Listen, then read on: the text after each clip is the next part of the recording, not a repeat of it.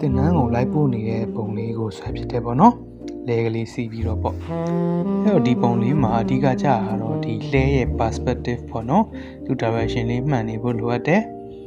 သူ့မှာထိုင်နေတဲ့စိတ်ကလေးတွေကတော့ဒါဒီတိုင်းပဲရိုးရှင်းလေးဆွဲလိုက်တာပေါ့သူ့ရဲ့ channel background ကိုတော့ကျွန်တော်တို့ vanishing point တစ်ခုသတ်မှတ်ပြီးတော့ဆွဲပေးလိုက်ပါတယ်လဲပေါ်မှာကျွန်တော်တို့အလွတ်ကြီးမဖြစ်နေအောင်ပစ္စည်းလေးစုံစုံလင်းတင်ထားလိုက်မယ်ပေါ့ပြီးသွားရင်တော့ကျွန်တော်တို့အနောက်မှာလဲရဲ့တကားပေါက်လေးထည့်လိုက်မယ်ဒါအဝင်အထွက်နဲ့အတက်ဆင်းလုပ်ဖို့အတွက်ပေါ့သူတို့ကာလာတွေကတော့ကျွန်တော်တို့ပုံလေးတွေမှာထားတဲ့ကာလာလေးတွေကိုပြန်ယူလိုက်တယ်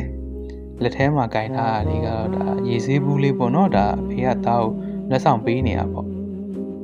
ပြီးရင်တော့ shading လေးနဲ့ lighting လေးနည်းနည်းဖြည့်လိုက်တယ်အဲဒါဆိုရင်တော့ပုံလေးရလာပါပြီ